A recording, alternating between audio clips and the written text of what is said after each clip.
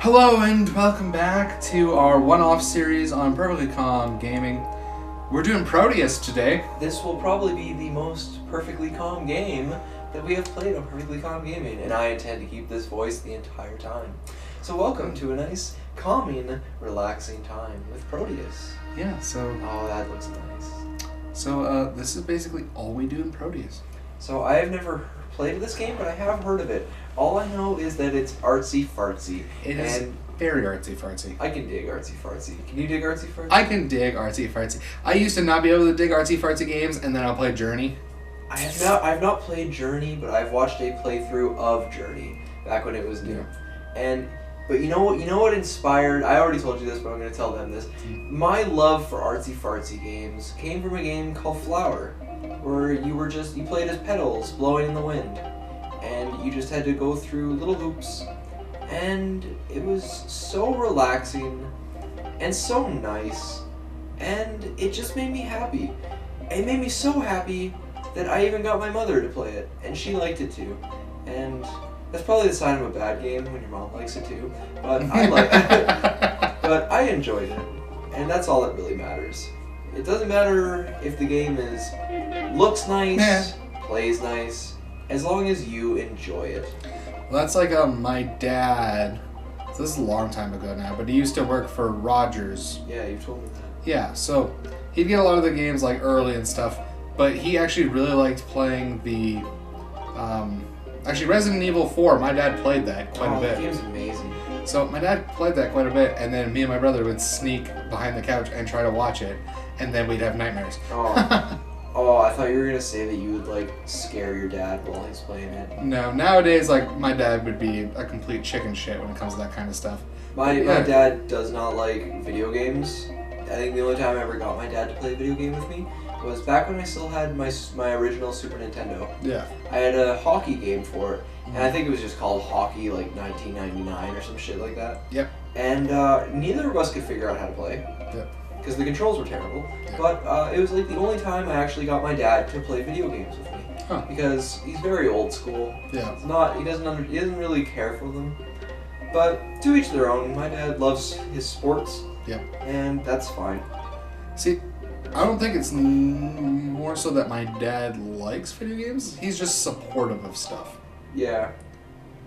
So my dad knows that it's like, I like it, so he'll be supportive and he'll try stuff or he'll watch stuff. That's respectable. Yeah. It opens you up to trying new things. Exactly. You always got to be supportive. As long as it's not hurtful to you or anyone else, then yeah, support it. Why not? No cocaine, children. No cocaine, no drugs. Stay off drugs. Yeah. I really don't care if you do drugs or not. It's just if you're a little kid, you should not be. If you're an adult, then I'm not going to tell you what to do. It's your life. It's your life, it's your money, it's your health. Do whatever the hell you want. I really don't care. It's now or never. As long as you subscribe. Yeah. As long as you hit that subscribe button. What was I going to say? I can't remember. I do remember in Resident Evil 4 though. Mm-hmm. One of the things, because I played that game when it was on GameCube, like back when GameCube was still like the newest Nintendo console. Yeah. And the regenerators in that game scared the living hell out of me.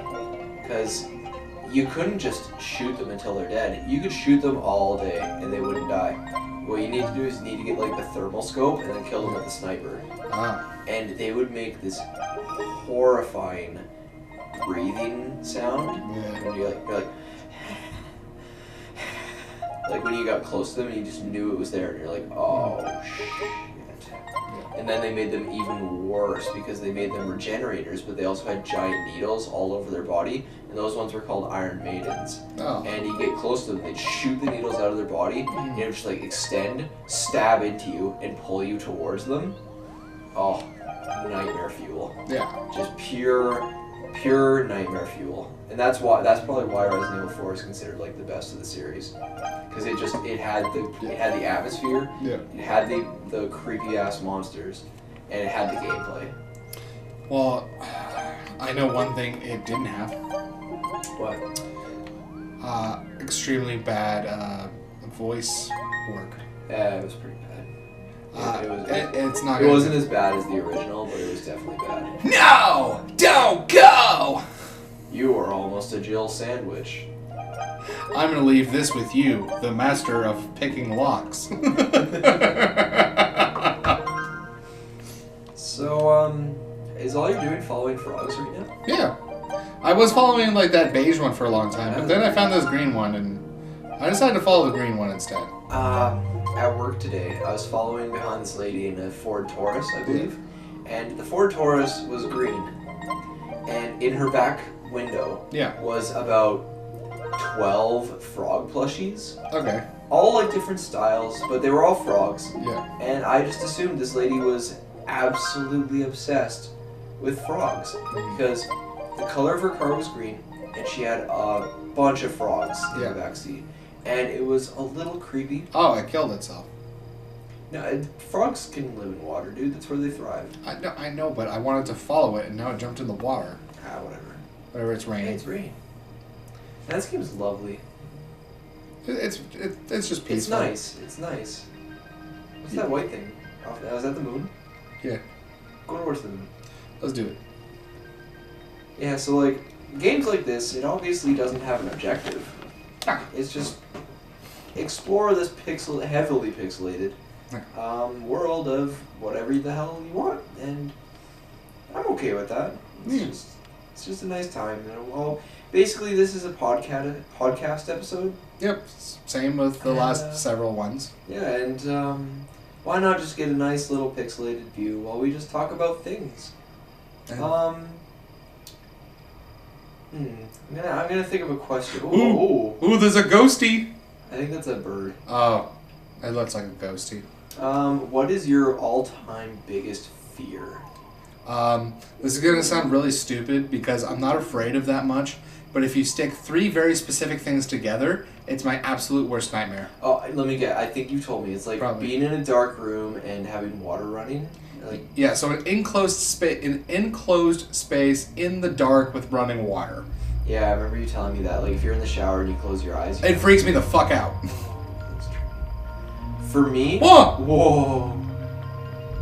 That's awesome. That looked really cool. I'm gonna follow these things. Honestly, I have several different ones. The biggest one for me is losing a body part. Getting even if it's something as simple as like getting a toe or finger cut off, it freaks me out. For some reason, just the feeling of being incomplete physically, it creeps me out. And another one would be purgatory. Just being surrounded by nothingness of nothing for all eternity freaks the hell out of me. I don't know why, but it just scares the crap out of me. Oh my god, that way. And then another would be sharks. Yeah, you've told me of your fear of sharks. I am so afraid of sharks, and I think I can pinpoint where it stems from. Oh yeah? Banjo-Kazooie.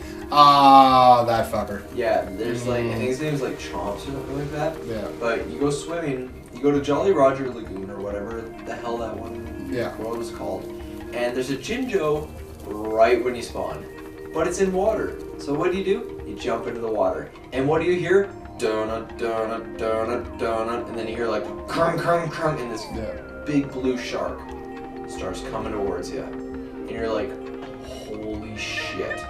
I'm trying to grab this Jinjo while I've got this fucking shark attacking me while like a rip-off of the Jaws theme is playing. Yeah. Terrifying. Absolutely terrifying for a young, however old I was. Yeah. And I think that stemmed my fear of sharks. And you know what? I bet I'm not the only one. Oh, probably not. That's like the main reason why I wanted to learn how to swim was because I didn't want to drown like Sonic in the chemical plant zone. Because that freaked me out. I mainly learned how to swim because I lived in a place that was surrounded by beaches. Yeah. So when I was a little kid, I went to this place called Johnson Bentley, which was like the public pool. Yeah. And I'll tell you a story about the Johnson Bentley family after, but this public pool would have like scuba diving lessons, swimming lessons, everything related to water. Yeah. So like people would go in there and learn how to use scuba diving gear, and I went there and learned how to swim. Yeah. I am a really, really good swimmer because I learned all of the different swimming tactics, and we'd have to like swim as fast as we could properly to each side of the pool over and over. Yeah. And I was the highest level of swimmer that you could be in the class. Yeah. And Yeah, I've always loved swimming. I don't swim properly. I do like the froggy swim. Yeah. Where I like kick my legs back and then move my arms to the side. Yeah. And that's just how I swim. That's just I find it easy as well as fast. But I can do like every swim that you can think of. Yeah. Because I grew up in water pretty much. Mm-hmm. But yeah, the Johnson Bentley family, they were actually like horribly, brutally murdered. Oh, what the fuck? Yeah, by one crazy psychopath. He like hunted down all of the family members and brutally murdered them. The fuck? And that was after that pool was opened by them. And I'm like, why would you hate a family that opened a public pool for all of Kelowna?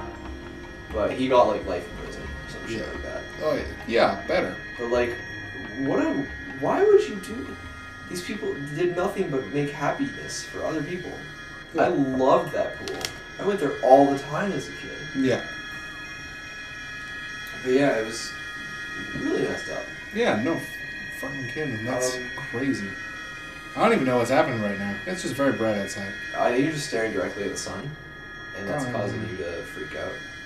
Yeah, maybe. Now the environment looks like it's changed.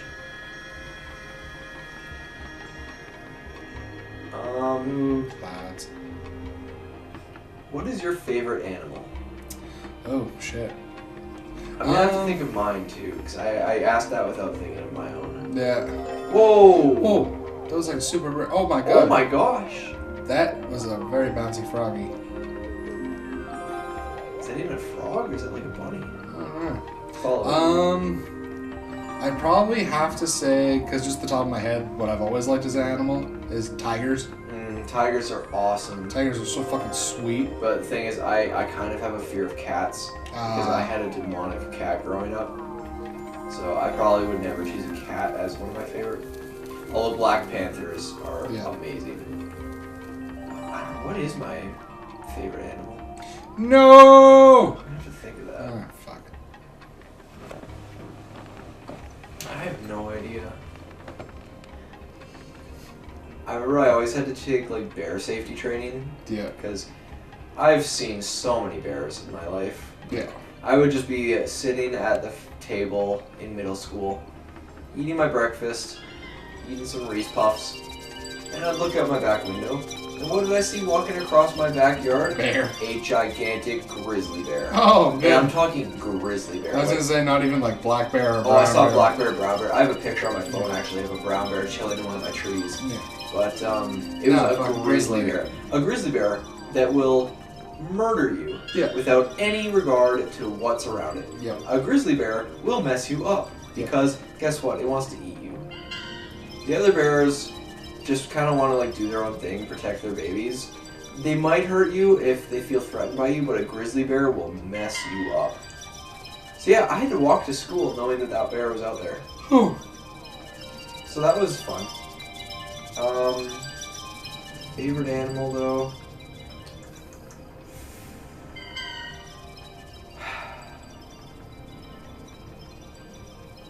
Dogs.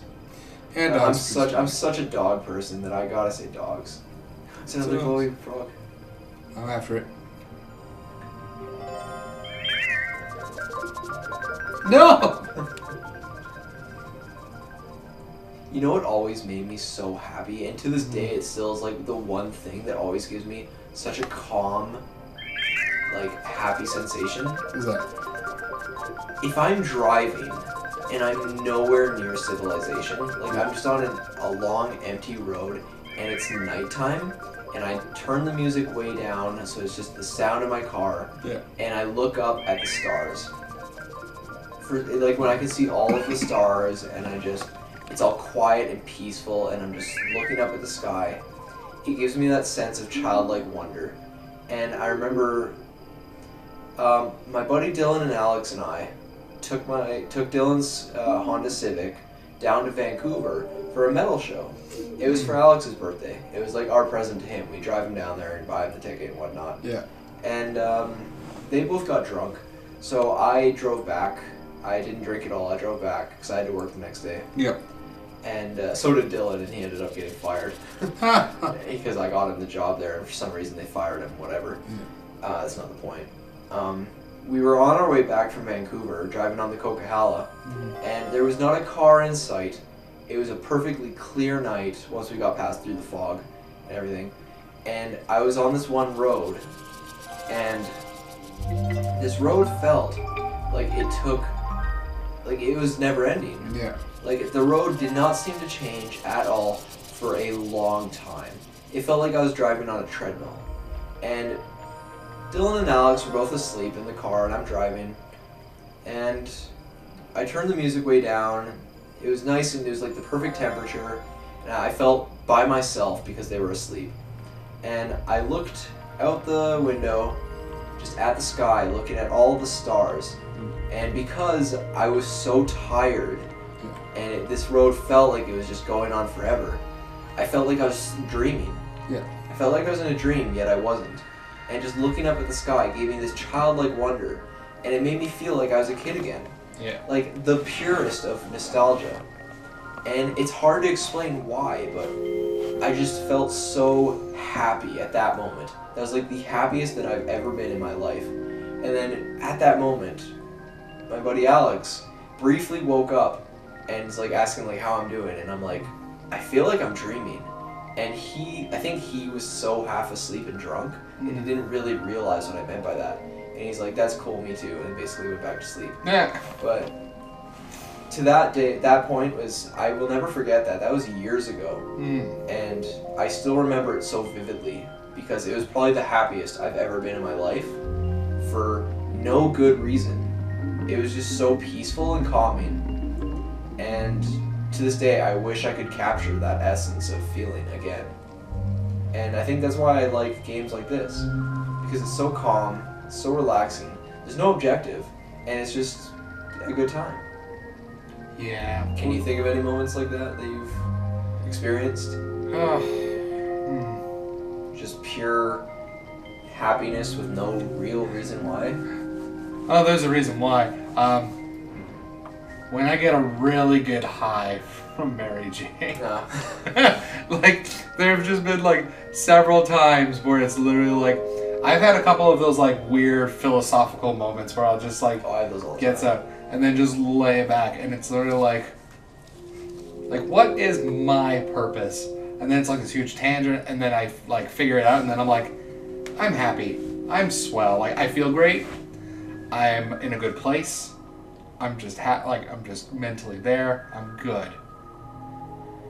If only if it was more accepted to go to like places and do. But no, I could actually saying that like I could never do it because like my one rule with marijuana was that for me to smoke it, I had to not be doing anything within the next 12 hours. That was one of my rules too, but I broke it once. Did you? Same Alex that I was talking about. What's the house? Ooh. Same Alex that I was talking about. He got 2 tickets for free to go see Jeff Dunham live. Yeah. And you know the puppet guy. Yeah. So he was like, "Do you want to go see Jeff Dunham? Like, do you like Jeff Dunham?" And I'm like, "Yeah, he's okay. He's nothing special. Like, he's ventriloquist, whatever."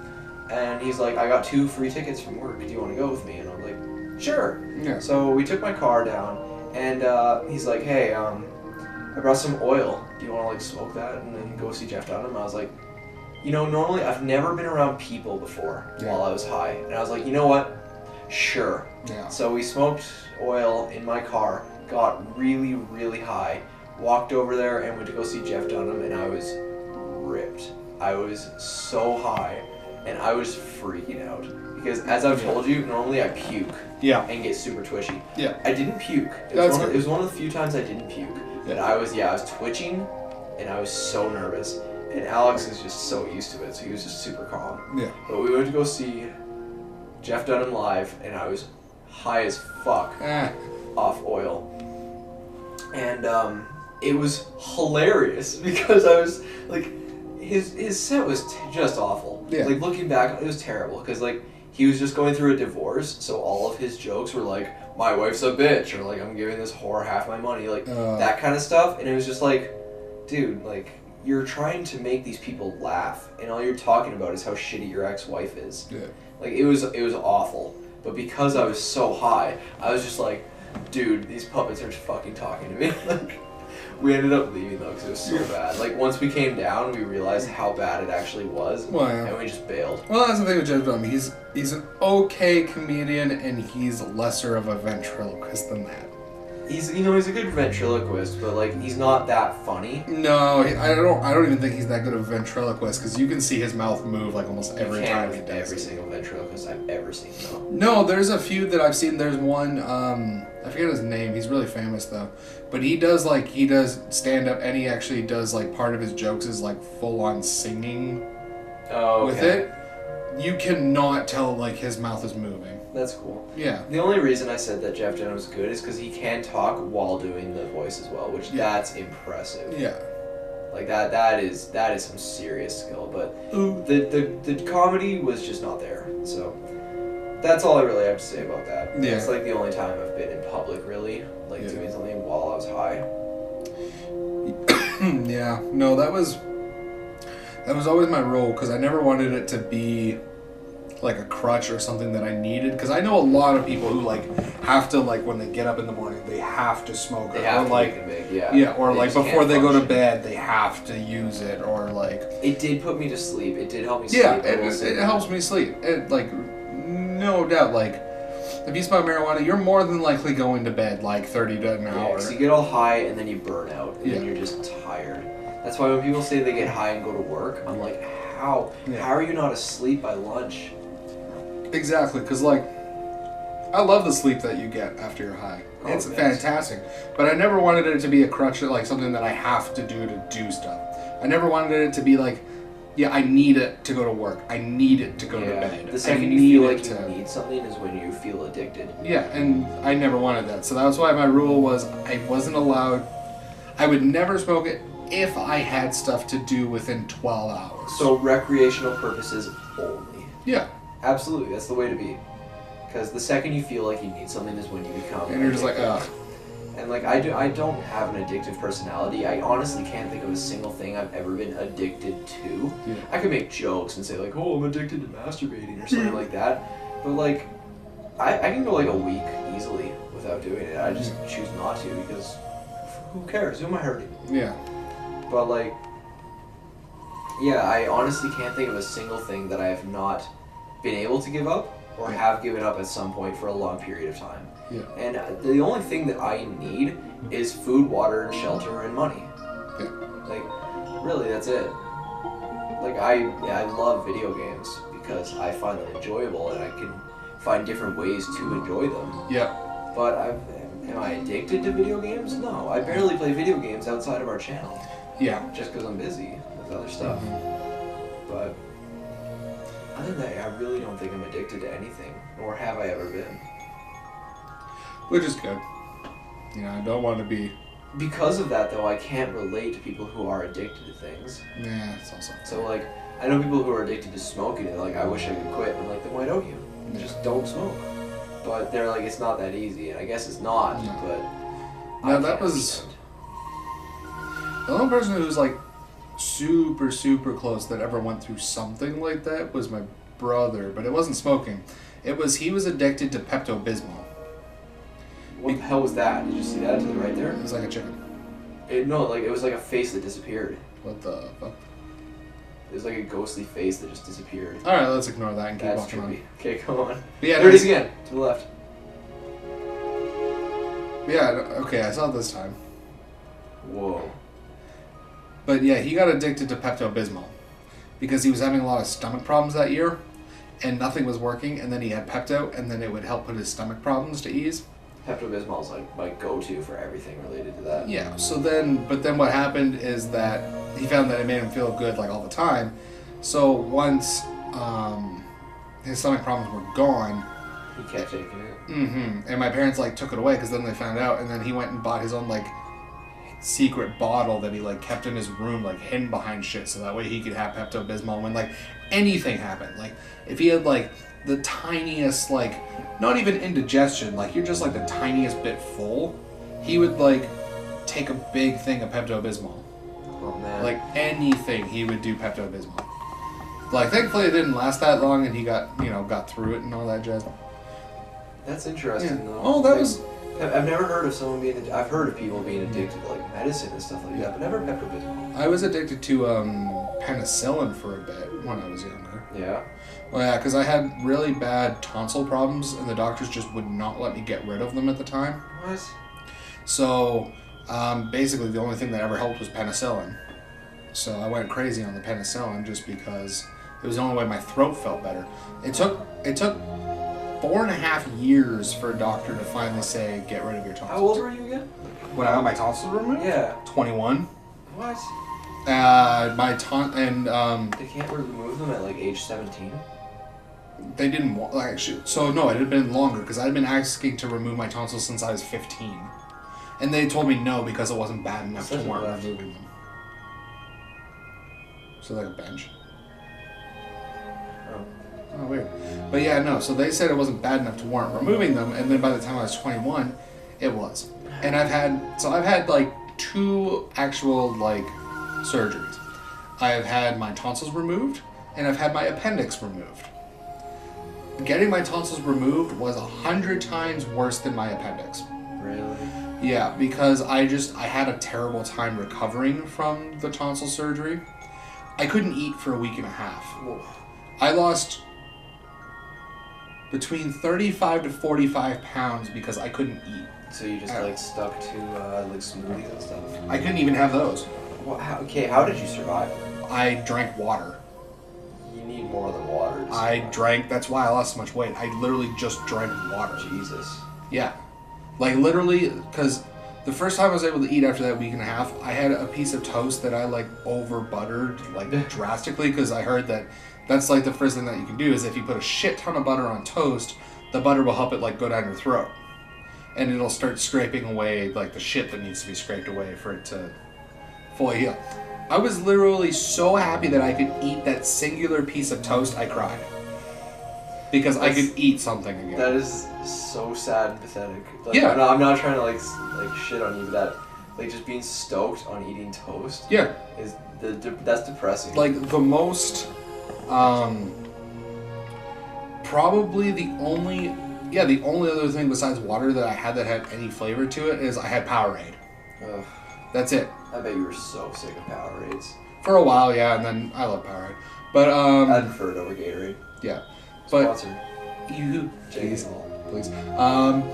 But yeah, so literally it was water, Powerade, and then eventually toast. Cause like I tried soup and it hurt, like it would be too hot, and then once it like cooled down, then it would just be too gross. I have never been able to drink hot things. Yeah. I can't do hot chocolate, coffee, tea, any of that stuff. It just upsets my stomach.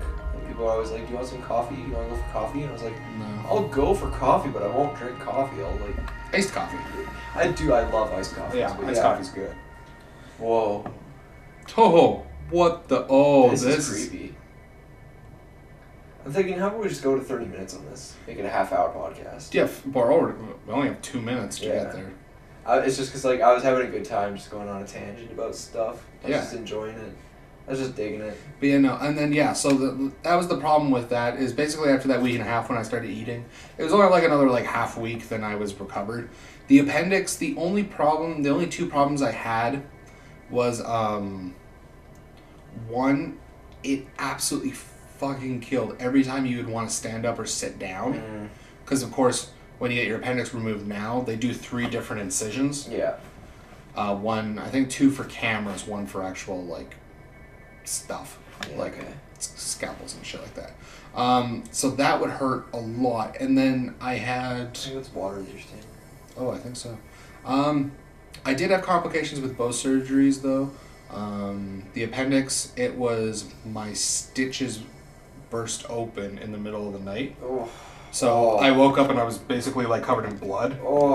So they had to redo my stitches. And then the tonsils, what happened is my body needed so much more fluids than I could possibly put into my body at one point that my tonsils just dried right the fuck up. So it was literally like I would drool blood. It was just like, bleh. So I had to go to the emergency room because it was just like blood coming out of my mouth. So thankfully after that though, it was just the fact that I couldn't eat, and then the appendix, it was once I got out of the hospital, I was fine. It just hurt a lot at times, but besides that. The only time I have ever really been put under was when I broke my elbow.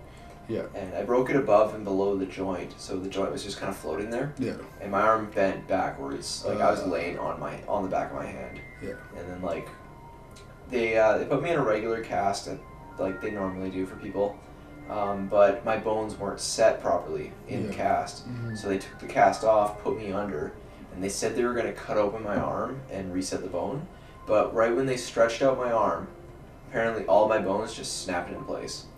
So the doctors cast me in a straight cast. So I had to walk around with my arm outstretched for about 3 months. And after that 3 months, they took the cast off. My arm was supposedly healed.